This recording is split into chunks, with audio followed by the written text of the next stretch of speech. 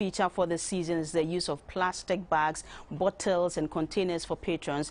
There are styrofoam or polystyrene takeaway boxes, disposable cups, plates, spoons, bottled drinks and water sachet packs, among others.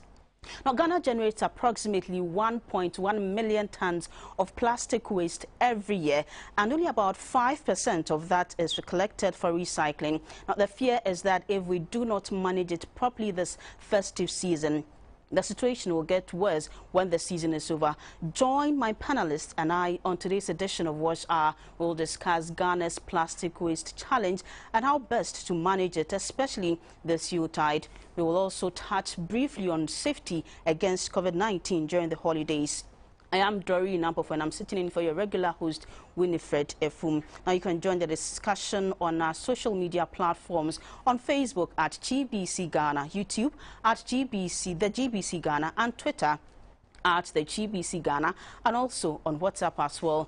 Now in the studio with me are Boche. He is the president, Ghana Plastic Manufacturers Association, and also the president, Plastic Producer Responsibility Organization, Ghana. We also have in the studio Elvis Opong, president, Pure Water Waste Collectors Association. Gentlemen, you're welcome to the studios of GBC. Thank you, madam, for having us. We're also grateful for your time on the program. So we'll first start by having you assess the plastic waste challenge, particularly during the Yuletide and festive seasons. In your assessment, how challenging is the plastic waste menace in Ghana? The challenge, I would say straight away, is government. I think from industry and stakeholders, we have really put in over 100% effort to manage the plastic waste. It is now left for government to also do its part. And obviously we cannot sit in or act for government, but we have really done enormous work as far as plastic waste management is concerned, but the onus is now got to do, it stops with government. Doreen, probably you may be aware, in the past decade or so, there's been this issue of 10% EET, environmental excise tax on plastic. And these monies, as of November, it has accrued over 1.62 billion Ghana cedis. This money, understanding that we received from MESTI, Ministry of Science, Environment and Technology, is that government has now agreed to release these funds starting from January 2021, and they were going to release these funds on quarterly basis. So as we speak, we should have at least the first 3 quarters of 2021 in a special account created at MESTI, and MESTI is supposed to disburse these monies. The sad thing is that if you look at the law that set up this fund, Act 863, it's clear that these monies should be disbursed for the management. At least 50% of the funds has to go into plastic waste recycling. Indeed, the only effective way to manage plastics is not just by collection, it's not by reducing, it's not by banning, it is by recycling. How you have good and effective recycling mechanism or capacities installed. So these funds, 50% has to go directly into recycling. But it is sad to say that I have decided to work with some selected district assemblies. So they invited proposals from some assemblies within Greater Accra region as a pilot basis, asking them bring a proposal on how you can collect plastic waste and recycle. Then we will look at it and then give you the funds too, which goes contrary to the act. We have well-established plastic recycling companies. Indeed, we have over 137 companies recycling. We have well-structured collection associations or groups collecting already. So if government will now decide to disperse these monies to the district assemblies, who we know that then the general waste per se is even contracted out, then what are we talking about? So we think that industry has done so much in terms of contributing, in terms of how we will be able to manage plastic waste. But then it just go to stop with government. We think the decisions, some of the decisions and the actions being taken by government would not help. So before we get further details about these decisions you talk about by the Ministry of Environment and the relevant state agencies, let me go to Elvis. He and his members, himself and his members, they have been on the ground picking plastics all the time. Now, during the festive seasons such as Christmas and all these holidays, you see an increase in the plastics you pick? Yeah, before I'll come to that issue, I'll take it from where my boss ended. That he's put the blame on government. You know, we are collecting on the Fed, and it's not only the festive season, it's an all year round thing. We will be having funerals, wedding, engagement. Everybody use the plastics for their occasion. So what we should have for ourselves, after the usage of the plastic, where do it end? That's the question we have to ask ourselves. Right now, if on the street in Accra, you can see people selling on their head in the street and the traffic. They are no more selling the pure water sachet. Most of them are now selling the PET. So what we have to ask ourselves, where is, after the taking of the water in the bottle, where is going to end? And only private individuals are doing the recycle in Ghana. There's no government company who are interested in doing the recycling. So this festive season, people are doing wedding, church activities, engagement, and a whole lot. And after the taking of the day, they end up on the streets, and we have to go and collect the plastics. So what, as Mr. Butcher said, the government have to come in and put more recycling plants in the system, so that as far as we are consuming, then we are doing the recycle, and then the system will be okay for all of us. Yeah. So you think that the plastics that you pick are the same during irrespective of the period? It's the same. It's the same. I don't think because of the Christmas or it's the same. Because the amount that daily, the amount of water that we are taking, it doesn't change anything. Especially right now, the school children are coming back home. It will be more than before. So we have to think how we can manage all those things. Okay. From what both of you say, I get a sense that you want more government involvement into the recycling agenda. But you also mentioned that we have 137 recycling companies. What more do you want? Are these not enough? It's not enough. And all the recycling, all 137 that my boss was saying, most of them are in Accra and Tema, and maybe Kumasi, one or two places. But look, the whole of Ghana, the 16 regions, most of the regions don't have recycling plants in Ghana here. So it means that if you go to the villages and they have some funerals, you can see all the water that they are taking is from bottles water. So what we should add ourselves, where is that one going to end? If I've gone to a funeral at Bolga, and I went and took this bottle of water, and after taking it, I just dump it. There's no recycling machine there. So like this government, one factory thing that he's coming up with. If any region, every region, you have to put a recycling plant at a region.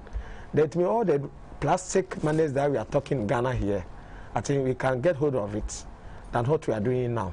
But right now we are collecting like almost over about 20% for what we are using now. 20% of the plastics or the plastic that we are using. Recycling. Yeah. We are just collecting about just 20%. So it means at least you've moved from 5% to 20%. That's quite an improvement. Because right now there are more companies on board. So now we are collecting more for the companies. That's why I say we have moved to about 20%. Yeah. So Mr. Butchie, now you're saying that he wants government involvement, particularly when it comes to the one district, one factory policy. He thinks that in every district, if we have such a recycling plant, it would serve a purpose and rather help reduce the plastics in the system. You share in that view as well? Not really. I think government probably might have challenges in setting up plants like this. let me go back to the Act 863. It is clear that government should rather put the money into recycling. That means that this money has to go to the recyclers, those who are doing the recycling. Indeed, to recycle a PET bottle, back to PET bottle, it is possible. But the cost involved in the production process is very high. Again, plastic raw materials is derived from crude oil. So when the crude oil goes down, the prices also goes down. Likewise, if it goes up, it goes up. So what happens is that sometimes when the price of crude oil goes so low, using a virgin raw material is cheaper than using a recycled material. So elsewhere in the world, it is more of EPR, PRO-EPR. PRO is Producer Responsibility Organization, which oversees a whole country structure in terms of recycling. And then the EPR is Extended Producer Responsibility. So if I am producing a wick, I am responsible to make sure that my plastic waste or my waste in general is retrieved. So I pay for the cost of retrieving my waste that I create. All these associations, organizations are 100% private-led. It can never be government-led. You can never bring, you go to the North America, Europe, Asia, it is private sector led. This is where we think government is not really seeing or understanding it. Government feels that they have to be heavily involved, but it is private sector led. Indeed, the taxes that we are paying, the 10% taxes, it is we, the industry, that came together to say that we think come 1 year time, come 5, 10, 20 years time, this is what is happening today. We had foreseen it 10, 15 years ago, 13 years ago, we had seen it. So we put this tax in place. If government had religiously released these funds in good time, Ghana would have been #1 probably in Africa. We could have even been competing in the world when it comes to plastic waste management. Indeed, waste in general, all these continents that I mentioned about, it's by EPR. It could be solid, it could be liquid, it could be plastic, wood, whatever it is. It falls into EPR. Just last September, I happened to be in Germany, and I had gone out to buy bottled water. This is it. And it's indicated it is 100% recycled. I was actually coming to the bottle you have. It looks very nice. So, and unless and until it is indicated like this, you will never know this and this bottle. There isn't much different. In fact, the aesthetic value of this is even more beautiful than this. This is where we should go. Apart from getting the bottle back to bottle, there's so many other ways that the waste, the plastic bottle waste, probably your clothes you are wearing, mine, and everybody's, has some component of plastic fabrics in it. It goes way beyond that. But then if this 10% tax is not released, there is little we can do. All these countries that are doing well, they are all depending on EPR, PRO systems. Now, we feel that government is not helpful with all that we've done. So behind the scene, 5 strong associations, we had to come back again together. We have the GPMA, we have the FABAC. FABAC is Food and Beverage Association of Ghana. You have all these big supermarkets like ShopRite, Melcom, Maxmart, and the likes are members of FABAC.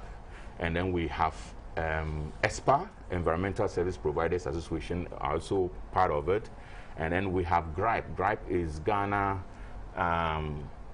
recycling initiative by private enterprise. You have all the MNCs in there, Coca-Cola, Nestle, Unilever, Carson's, and the rest. And then we have NASPOWAP. NASPOWAP is the National Sachet and Bottled Water Producers Association, also in there. So we have come together again to form what we call PPROG. PPROG is Plastic Producer Responsibility Organization.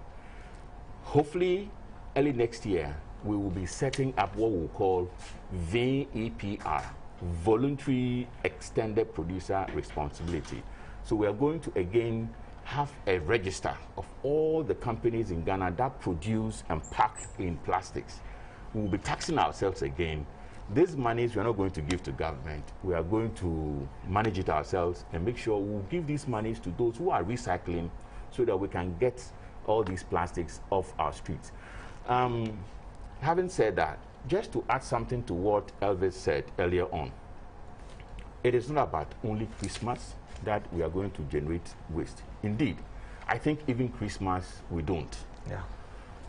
Sometimes it gets to a stage where there's shortage of plastic waste that we probably recycling companies have to depend on imports from neighboring countries. So it's not about Christmas. It's all about getting the structures well. All those who are recycling can expand and increase their capacities. But then if your cost of production is a bit challenging, then you just have to walk slowly. Yeah. And indeed, 2030, which is about 8 years or so away from, most of the multinational groups like Coca-Cola, Nestle, Unilever, who are all bottling either drink or oils or whatever it is in PET bottle, there is a decision to go 100% recycle, be it bottle or flexibles. So the recycling market is more or less a gold mine now. So I think government should really, let me say that government feels that the money from the EET cannot be given to the private sector or the recycling companies for free, because those monies, you cannot give it to us and then ask us to pay back. Okay, so before you continue, let me just announce our WhatsApp line and then our phone lines to our viewers so that they can either call in or send their comments. So on our WhatsApp line, you can comment on 0557446429, 0557446429. You can also call into the program on 0260969160. 0260969160. So, Mr. Butcher, you are making a point and about government not releasing the funds from the taxes that it collected from you. You've been raising this issue for some time now. I just read, a newspaper article and says that you held a press conference in 2019 calling on government to release those funds. What has been the challenge? Have you sought any audience from government? Why has been the challenge releasing those funds for your members? Now it is no more a challenge. Government is releasing the funds, but its application, the disbursement, is where we have the problem now. Because those monies in the Act, it is clear, it has to be disbursed to those who are doing the recycling, those who are collecting the plastic waste. His group is clearly mentioned in there. They have to get some money for them to be able to collect, for them to be able to deliver to the recycling companies. But government decides that let's use the slip assembly. That is where we have the challenge. So those 2019 and before then, the challenge was release the money. We want the money. Government was not. Today, government is releasing it, but disbursing it is not the right way. So, always for you and your members, how is this problem with government disbursement of the funds affecting your work in collecting these plastics off the streets? Yeah, until recently that Nestle Ghana, I have to mention them on this program, they came on board to help our group if this tricycle, the Aboboya tricycle that we see on our streets, they donated about almost 40 to our members, which are collecting plastics in the system for the companies to be recycled. There's no government initiative to help our group. And it's like individual basis that we bought the tricycle on our own, you go to the fair, collect the plastics on our own, to the recycling companies on our own. And all the recycling companies in the Ghana here, most of them are from foreign companies. A few ones are only the Ghanaians individuals are doing it. But the most who are taking the collection more is all foreign companies who are collecting. So as Mr. Butcher said earlier on, as soon as they took it and they don't get enough materials here, they have to fall on outside Ghana, like Burkina Faso, Togo, Nigeria, to bring them waste in Ghana here. But how it's quite surprising that we would have to be relying on other countries to provide plastic waste, especially when we have lots of plastics in the system that are waste. We do not know what to do with them, and we're always crying that there's lots of plastics. There are lots of plastics in the system, and we are eating as a. Why do we have to import from other countries? The reason being that because of private sector led, the capacity to collect the plastic more in the system is not there. So like the individual, if like we can collect that 500 kilos a day, then it's okay. But this Aboboya, how much can it carry for a day? Then it's finished. Then the next day you have to go and collect more.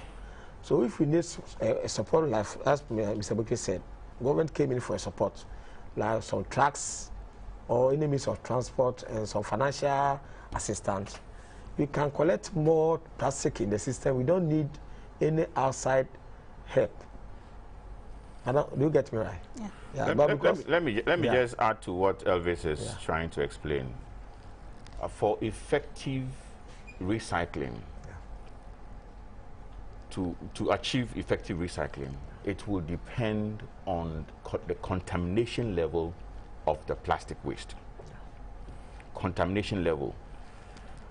So when you do proper segregation of waste, then right from the beginning, your contamination level will be very low. But as we see, people later or dump refuse indiscriminately. Yes. So the contamination level becomes very high. So when recycling companies take plastic which is heavily polluted, heavily contaminated, it affects their machines. So they would reject this kind of so in effect, if government is releasing these funds and you are involving a group such as ESPA, they have the expertise to be able to segregate the plastic waste and send the proper quality of plastic waste to the recycling. Yes, we seriously have a lot of waste in the system, polluting the system, but those kind of plastic cannot go for recycling. Is it because of our inability to separate waste? Exactly. And in these EET funds, one of the key guidelines is also for the provision of dustbins and separation of waste. Without waste separation, forget it. You can't get all these effective recycling done. So those ones that come from Burkina or elsewhere, they know what to do. It is well segregated. So it comes very, and when you go to the recycling companies, you have a price for a clean plastic waste and those which they feel that it's contaminated here and there. So it's all about segregation. If we don't get it right, then forget it. So we have a few messages here on our WhatsApp line. You have one from George. He says, I've been keen in keeping used plastics in my home, but when it heaps up, I don't get it to be collected easily. People have been sensitized to return plastic trash for cash, but if people do not have the means of conveying them, then certainly coming round to collect it is key. And he gives his number for us to reach him on to get the plastics that he's been keeping. He's raised a serious challenge about, yes, we are calling on people to give back their plastic, but they are keeping it. They don't know how to get it to those who need it. Should I come in? Should I come in? For the collection for plastics in the various homes, you know, we have about almost 500,000 membership in this plastic collection industry. But the problem we are having is that some people will be keeping the plastic in their houses. And they will tell I'm at Denta or Kwabenya, if you come for it. The time our guys will go there, the gate is locked.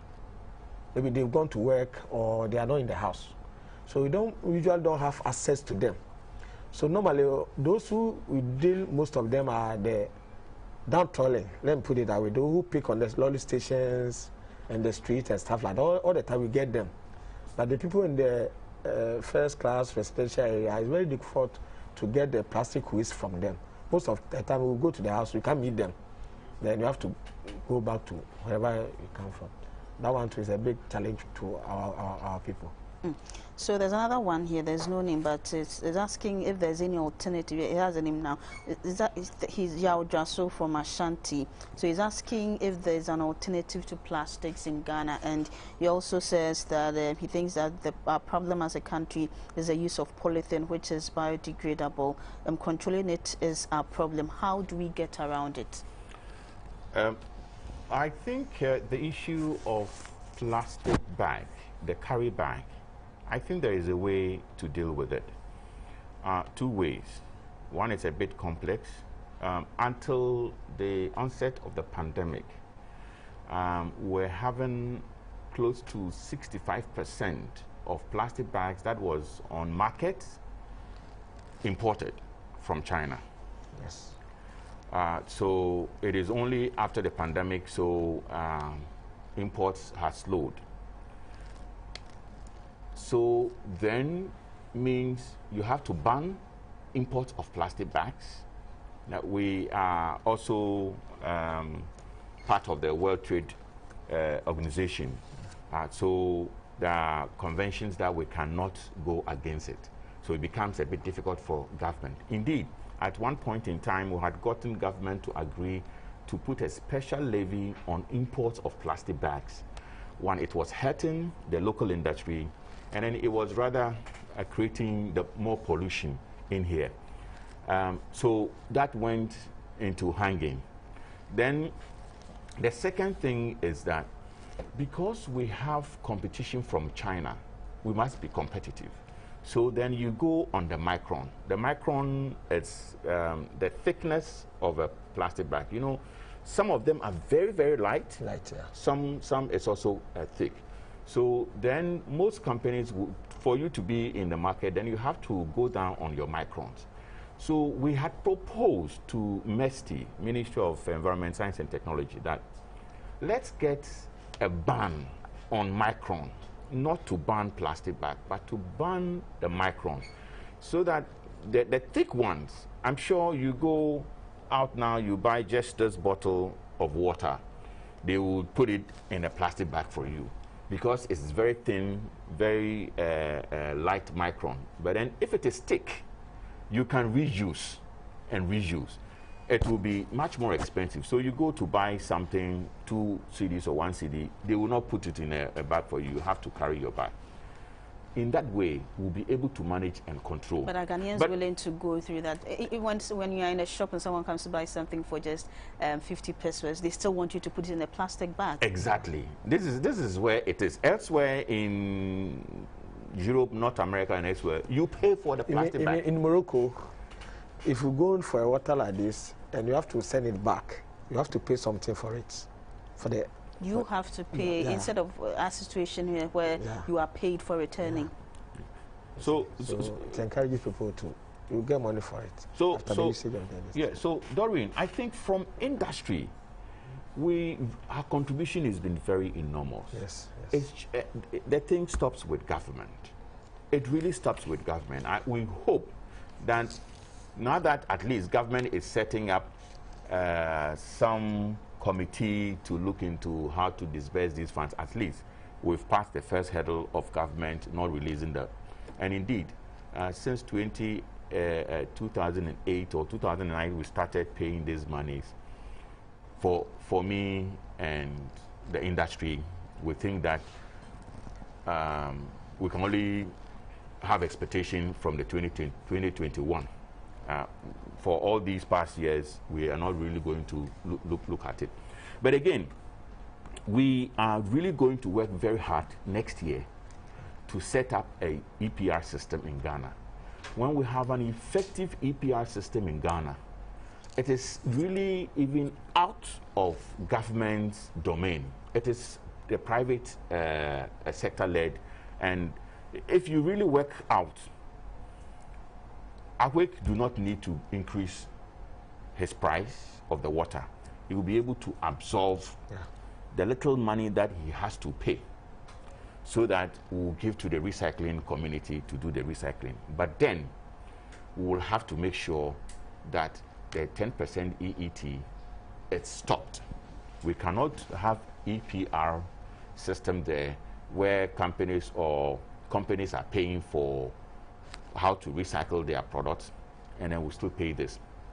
Indeed, it is going to go beyond. When you have a PRO, it's going to go beyond plastics. All other waste will fall into it. It is the responsibility of companies, producers, to manage their after waste of their production. So you